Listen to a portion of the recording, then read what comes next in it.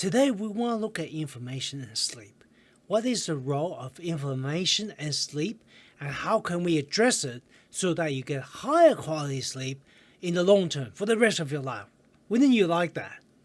I would, I certainly would, and I have. And that's why I'm sharing this with you.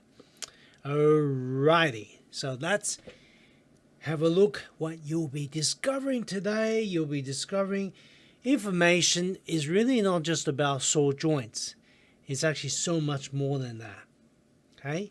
Most people think of inflammation, they think of arthritis or joint pain, hip pain, sore back. That's what they think about. It's actually so much more than that. And I want to challenge you to do a 4-week fun experiment where you're going to fundamentally reduce your inflammation and see how you feel. Are you looking forward to it? Wait till you see. I won't tell you what it is. Not yet. Okay, we're going to finish off with some frequently asked questions. And then, of course, action. Action today. What will you be doing to make this a reality for you? Okay, inflammation is not just about sore joints. So, what is it about? Let me think. Well, let's have a look. If you go and research the role of inflammation, go to PubMed, go and do your own research and look at inflammation. You'll find that inflammation is associated and it's actually causal for so many of our modern lifestyle diseases. Cardiovascular disease, one of the number one killers in the modern Western society, right? Cardiovascular disease. The second one is probably cancer. The third one, I think, was the medical malpractice, actually. Yes, which is interesting. Misdiagnosis, wrong treatment, wrong prescription. That is the third most likely cause of death. So cardiovascular disease, and I just called out the second most likely cause of death is cancer. Again, it's related to inflammation. In fact, that one of the landmark papers that point out the hallmarks of cancer, one of them is actually inflammation. Okay, inflammation is one of the hallmark of cancer. There's other type of hallmark of cancer that's I think there's 10 in total, but one is about blood vessel propagation. There's talk about this like energy production malfunction, which is they tend to generate energy through fermentation of carbohydrate rather than using the mitochondria for energy. But that's beside the point. But cancer is definitely related to inflammation, and that's why so many cancer treatment they provide anti-inflammatory in the form of certain type of steroids, right? And that is why. So inflammation is linked to that, to cancer, also to aging itself. Okay, and how does it impact by sleep? Because you might think, oh, I don't care about heart attack, cancer, the one that kills so many people. I don't care. I'm here about sleep. Okay, well, let's talk about sleep. When you have inflammation, you tend to have elevated or below normal cortisol because inflammation can trigger a chronic elevation of cortisol because it is a physical stress. It creates a physical stress in your body, but then over time, what happens is your adrenals suffer from burnout. It's like, packed up bag, I had enough, right? That's enough overtime for me. You've been making me work. This is your adrenal talking. Your adrenal says, you've been making me work long hours, little pay, a little bit appreciation. You've never given me a break. I'm done. I'm packing my bags. I'm going on strike. And therefore, your cortisol is actually lower than normal. And what happens is when your cortisol is lower than normal, you think that's fantastic, right? Isn't cortisol bad? Did you know that cortisol actually play a critical role for you to be able to metabolize and burn fat? Lipolysis. Right? I bet you didn't know that. So what happens is when you can't burn fat, well, you get fat. You have accumulation of fat, which actually affects your breathing, makes you higher risk of having sleep apnea. Okay, so it comes back to your sleep. So this impact on cortisol level or manipulating is it's not good for you. So higher cortisol levels means that you can't get to sleep well, and too little means it also impacts sleep. All right, physical pain, inflammation is pain, joints, your back, it's tension. So that's probably the more obvious linkage of inflammation and sleep through pain. And of course, we talk about stressing out, burning out of your adrenals, which affects your hormones like in all kinds of ways. Your thyroid is impacted, your adrenals is impacted, everything is impacted. So chronic inflammation is bad news for our health, for our sleep. Okay, so now why are we talking about food? Because we're going to talk about food very shortly, because according to UCLA study, 70% of your of your immune system is actually in your gut. The majority, right? So there's another research which shows about 80%, but that's not split hairs. The idea is majority of your immune system is actually in your gut. What that means is the way to fundamentally upgrade your sleep and performance is really to improve your digestion and to minimize inflammation. We minimize inflammation and we change your diet is the most effective way, right? When you change your diet, you can, because so much of your immune system is your gut. When you change your diet, you can reduce the stress response in your gut, reduce the immune response in your gut, which reduces inflammation and therefore improves your sleep, improve your everything. Every body function can be improved with a reduction of chronic inflammation system. It's a systematic thing. All right. Let's talk about how you can change your diet to reduce inflammation. Now, I do want to have a conversation about diet and food. A lot of people find a lot of struggle when we talk about changing food because it's so cultural. There's almost like a mental programming of what we should eat and how we should eat. Coming from an Asian culture, it's all about food. If I go to a relative house and I don't eat, it's actually disrespectful, right? So there's actually a lot of social pressure that's preventing us from changing. But at the end of that, you want to think about what is the impact for you. And are you willing to accept having poor sleep for the rest of your life, not achieving your potential, letting go of your ambition, letting go of your aim, letting go of your health because of social or cultural conformity? It's something to think about, okay? The other aspect is just be understanding that there's a big, gigantic industry of incentives programming your mind and your perception of what you should eat or what you shouldn't eat. So I was sharing with a friend that I was eating a ketogenic, sugar-free dessert. And her comment was, why bother? Like, what's the point? Why wouldn't you just eat the real thing? And the thing is, right, and this is really, really subtle, where do you think she got the idea that the real thing is sugar and therefore something else is less? Where do you think that come from? Remember, sugar used to be hugely expensive, that the British royalty used to make sugar sculptures to show off how wealthy they are. It's actually as expensive as gold in the time. So yes, the history, sugar has a history and it's perceived to be expensive. And there's just what I'm bringing your attention is this, my programming, cultural programming on what sugar is. Remember, sugar is actually nothing natural about it. It's completely man-made, right? It's taking sugar cane, extracted, purified, concentrated, and it's got more similarity to cocaine than it does a fruit. Yeah, because it's extracted in its purest form.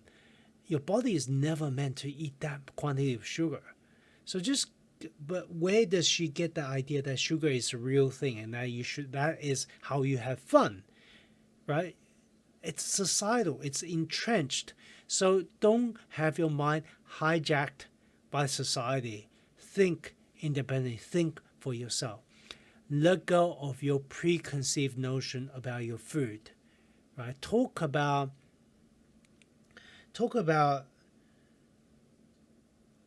what I mean. Think about what is really important, which is the result. The result for you, for your family, and not other people's opinion or how you should live, cultural opinion, how you should live, what big food wants you to believe, how you should eat. Okay? Take control. Get the result that you want and that you deserve. Okay, that's enough me talking about mindset because it's so important. People, anyway, I'll shut up. It's hard. People think it's hard, and therefore I want to make it possible. So how do we actually do this? We make it possible because it's going to be fun, right? So what you're going to do over the next 4 weeks is eat all this new delicious food until you feel completely stuffed. So what I'm doing is I'm playing a bunch of delicious, yummy, wholesome food that not only gives you energy and makes you feel fantastic, more importantly, it makes you feel full, makes you feel satisfied. You actually don't need to eat all the time. Your blood sugar will be stable, you'll feel great, and most important of all, it is completely delicious. You will not feel you're deprived of anything. When you eat this way, you will feel satisfied. This is no calorie counting. There is no holding back. You eat until you feel full, and this is what I'm asking you to try. So go through all the videos, go through all the recipe, and you find that eating wholesomely and healthy is the most liberating thing you can do for yourself. There's no restriction. Okay, it's not about the restriction. There is some restriction, but it is about what is better. Focus on what is better rather than what you can't do. It's not about, oh, you can't eat this, you can't eat that. Focus on what you can eat and enjoy and have fun. My whole family is now on the journey with me, and my kids do not lie. They love the food I make for them. They want more. Yeah? Okay? They always want more. And they basically become immune to the marketing of the big food. Right? If they get like junk food from school because of Easter, or from Christmas, they get little bags of lollies or cookies, they take it home and they exchange it for the healthier equivalent. And they're more than happy to throw that in the bin, right? Because it is junk food. It belongs in the bin. It's not in your tummy. Your body is a high performance machine. Put good stuff in it, but most importantly, just like a high performance machine, you want to have fun driving your Ferrari, your Lamborghini off a body. Get it? Okay, so monitor your sleep and your energy level as you try this experiment, and you'll see how you can transform how you feel. And leave the other food until after the experiment. So there will be things that you can slowly reintroduce once you get over this period. Just for 4 weeks, go full bore, go cold turkey, and change the food that you're normally craving and eating. Yeah, we can actually come back to it when this is not for the rest of your life. I want you to just give it a bit of faith, make that leap of faith for 4 weeks, and just try this. After that, go back to your KFC diet. This is what I encourage you. Just try it. It's not a life sentence, and it's delicious. I can promise you that. Okay, so what I find very helpful in terms of understanding diet is there's so much confusion over the internet. Paleo versus bulletproof versus carnivore versus Mediterranean versus the standard American diet. Which one is better? So confusing. Move that away. Just think of this. Are you getting the result? Because if your diet is fantastic, it's compatible with your biology, you should experience this. So you should have no fat around your waist. And if you have fat around your waist, you are inflamed.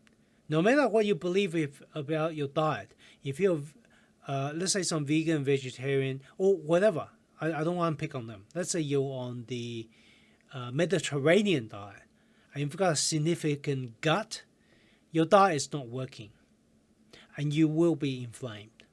Right? Just to what degree and how resilient your gene. Maybe you're born with good genes, and everything else you live in is clean or free of pollution, and you're eating fresh whole food. Maybe you can have a gut and be less inflamed. But the reality is, you live in big cities. You're surrounded by chemicals and technology and stresses, and having a gut in your body is just going to make you really more inflamed. So if you have a gut, you are inflamed, think about what changes you will make to your diet to get rid of it. All right? Do you run out of energy quickly? Because if you do, you are inflamed. Do you have sore joints? Short telltale sign of inflammation. Do you sleep poorly? Do you get sick regularly? Are you slow to recover from injury? All of this are signs that your diet is not helping you, right? Forget the label or what you think a good diet is. Let it go. Think about the result that you need to get from your diet, which a slim waist, having a lot of energy, abundant energy, no sore joints, sleep awesome, sleep well, never get sick, and faster recover from injuries. If you do get injured, you fast recover. This is the criteria, and it's the only thing that matters for your performance. So forget about what diet you're taking or not. I don't want to get into that argument about one diet over another, but this is ultimately what matters for your performance and for your sleep. All right, moving on. So this is the best thing about diet. Eat this delicious new food until you're stuffed as much as you want. Okay, fatty meat, beef, lamb, and fish. So I highly recommend not eating chicken. Chicken is very full of pro-inflammatory omega-6s. So omega-6 is a type of fat that tend to inflame the body, and most standard Western diet have way too much omega-6 compared to omega-3. The ratio, it really should be 1:1 or maximum 4 parts omega-6 to 1 part omega-3, but the standard Western diet is more like 20:1, 40:1. Yeah, so chicken, especially chicken fat, try to focus on what you can eat, which is beef, lamb, fish. Delicious, cook it well, delicious, right? Ideally, if you can go for organic, but if you can't afford it, just get whatever cut you can get. Some of the cheapest cuts tend to be fattier cuts, right? Like chuck steak are generally fattier, right? Stews, they're tougher, but you can find plenty of recipe to cook them well. Doesn't have to be expensive. You can do this. Okay, fatty meat is better because it's not pure protein. Pure protein tend to make your insulin and blood sugar spike. Fatty meat is just the way it should be consumed. Okay, plenty of leafy green vegetables. Again, focus on what you can eat. You can eat 3 florid, half a kilograms of broccoli for a tiny little bag of Cheetos. Right? Remember, I talked about that in the past. Which one would you, if you eat half a kilogram of broccoli, how full would you feel? And you can have fun. Put a bit of chili, a bit of herb, a bit of butter, and then drizzle some extra virgin olive oil. Just balance out the flavors. It's fantastic. You don't even need to know how to cook.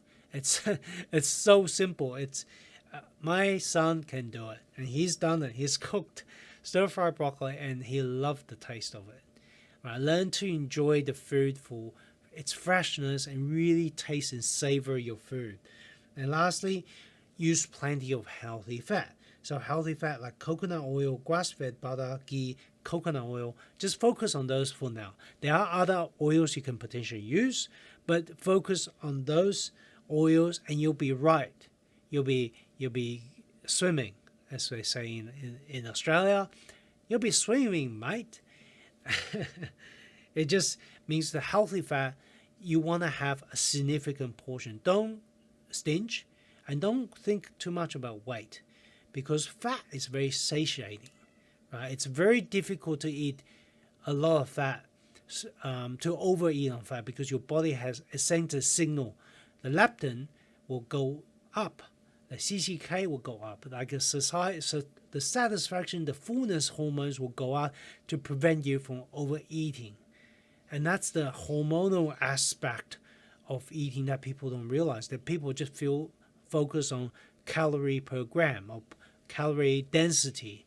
But the reality is you can eat a lot of juice and still feel hungry, even though the calorie is the same. But if you're trying to eat the same calories in fat, you get very full very quickly.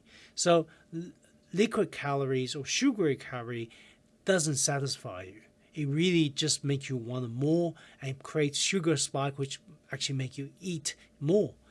Whereas fat will create satiety. It makes you feel full quicker. And so much so that, I don't know if you're aware, but ketogenic diet was originally used to treat drug-resistant children who have epilepsy. So they get into seizures, but what they find that when then you put them on a very high fat diet, the seizure completely stops, right? You don't need the medicines and drugs anymore. And it's incredible. A lot of people, parents with children that have epilepsy actually don't even know this, because there's not a lot of financial incentive in this.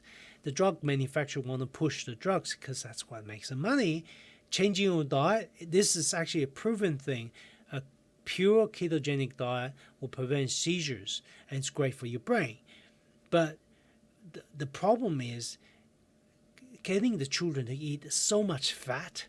It was actually incredibly difficult, and they have to force it, because the pure therapeutic ketogenic diet, the fat is around 60% or 50 plus percent of your diet, which is incredibly difficult to eat that much. Now, for general health maintenance, we can eat a lot of leafy green.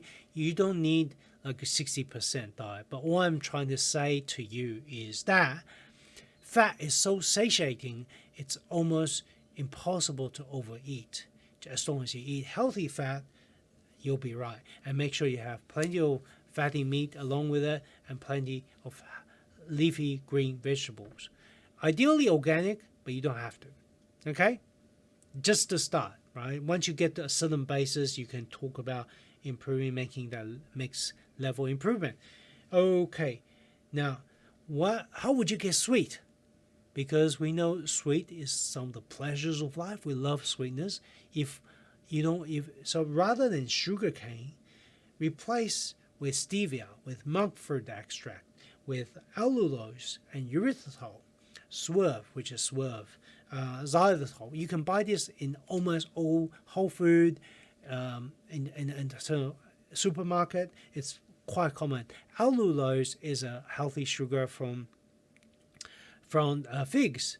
And the reason I mention that is it happens to be really good for your gut as a prebiotic. It feeds your friendly gut bacteria.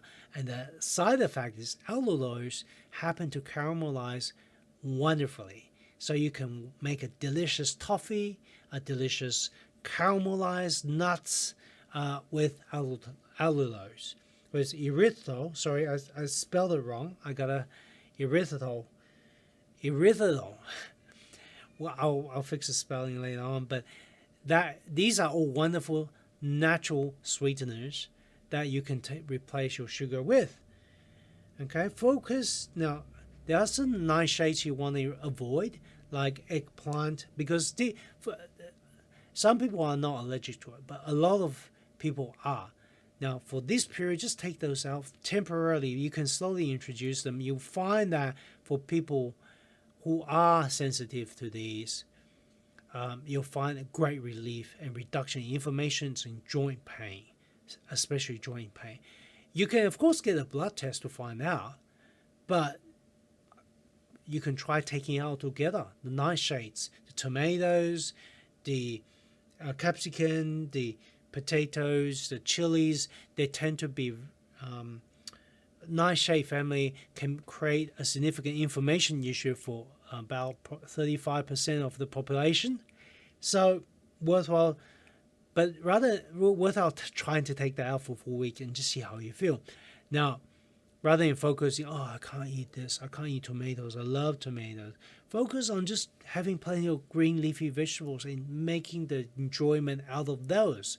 There's plenty of things you can eat. You can eat bok choy, you can eat cabbage, you can eat sauerkraut, you can eat, there's so much you can actually eat. Right? So don't focus on what you can't. I can't eat nightshades. Focus on what you can. And lastly, because you're a low inflammatory diet, you want to take out these kryptonite food, things that's going to damage you. Talked about this previously. So wheat, gluten, dairy. Okay. Now, dairy, butter, and ghee is okay. I know it's mostly fat. So deep fried food and sugar. Right? Don't focus on that. Don't eat that. Replace with real satisfying food that I'm about to show you. Okay, I've shown you some pictures and videos of those food already, so you're not going without. There's so much liberating, wholesome food that you can enjoy, but during this fall period, just take those food out, clear out your pantry like I've asked you to do before. If you haven't done so, go and get a plastic bag, just rip them out. Majority of these food will come from in highly ultra processed format anyway. No doctor will tell you that's good for you, except maybe big food. They love to say, you deserve it, treat yourself. It's like the devil talking sometimes. I feel like these big food ads, it's like you enjoy it, you'll love it. No, you won't. Your health will suffer, your sleep will suffer, so don't go there. Don't listen to them. Replace with real satisfying food. Okay, cooking method, focus on things that you can steam, stir fry, short high heat. Just make sure you use not canola, not vegetable oil. Use proper oil like coconut, butter, ghee. Oh man, ghee stir fried. Oh. It tastes amazing. Ghee brings out the flavor of the vegetable. And just side information, those fat will bring out the fat soluble nutrient in the vegetable you cook. A lot of people don't realize that you need fat to digest a lot of the nutrients like vitamin A, vitamin D, vitamin K. These actually require fat for your body to take it in. If you have a low fat diet, you're not going to absorb a lot of those nutrients and you can suffer from nutrient deficiency. Okay, stir fry with the right oil and bake. Now I've got cookies baking, but I promise you that is the healthy version of the cookie. Not your wheat and sugar feel rich. So you can have delicious cookies made with keto, made with love, and taste awesome. Okay, so that's a lot of content because it's a heavy topic. We're talking about diet. What's some frequently asked questions about this? Remember, people often like to ask about all these different diets. Now, they all have its place, right? I think you already know the answer to this because I alluded to this. You can do, so AIP is autoimmune protocol. FODMAP is a type of diet for people who are sensitive to certain prebiotic fibers. Bulletproof diet is something I was trained in. They all have their place. Vegan, vegetarian is mostly belief-based or ethical based. Mediterranean, no one really knows what exactly it is, but they've got a rough guideline. But what's most important? Look at the proof. Test it. Does it help your biology? Do you feel great? Do you have lean, no fat around the tummy? Are you energetic? Are you ready to conquer the world every day and feel awesome? If not, change. Right? Don't practice insanity trying the same thing over and over again, expecting a different outcome. If veganism hasn't helped you, it maybe helped you once and stopped helping you. You have to pivot. You have to be open to change. And that's how you can get a different outcome, a better outcome. Okay? What about my family? If you live with a family, that can be a challenge. Do I cook my own special meal? Or do I trying to convince my family it's impossible, Well, how about invite them to join a 4-week experiment? Have fun, try a new recipe together. Right? This is not about doom and gloom. This is about exciting new adventures and what could be. How we're looking forward. How good could you feel? How delicious can it taste? Try new food, try a new recipe you've never done before. Yeah? Invite them to an experiment. Now, think about what is the long-term impact. If you don't do this, what does it mean? This is when you need to sit down and have a think about it. Because if you notice that you have an emotional reaction to some of the things I've said, some of the recommendations I made, it's time to sit back and just reflect why that is. I'm not telling you to do anything. What I am asking you to do is to reflect why you think the way you are and what you want to do about it.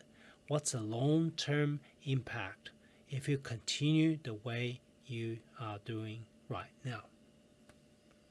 And lastly, you can choose to be a role model, a pioneer, someone willing to be open to try new things. What kind of role model do you want to set for your kids? Someone who's stuck in their ways, or someone who's adventurous, willing to be open-minded, to let go of preconceived idea of what good is, so that they can learn something better. Sometimes you might go and do the extra effort and do it on your own if your family won't come on the journey with you. You can be a role model for them to follow once you uncover all these benefits, you experience all these benefits for yourself. Okay? All right. Your action today. What I want you to do is, what is your first step? Share in the community. What is the first thing you want to do in upgrading your diet? And, of course, tell us your improvement. Encourage us with your result. And let us know how you have improved. Share your good story. Okay? I hope you find today's module useful. It's a big one. It's about diet, and diet is emotional, it's cultural. I get it. But this is where you have an opportunity to make a decision, to try something new, to open yourself up for fundamental improvement to how you feel and how you sleep. Okay, until I see you next time, have a great, awesome sleep, awesome energy, awesome productivity. I will see you next time. Take care.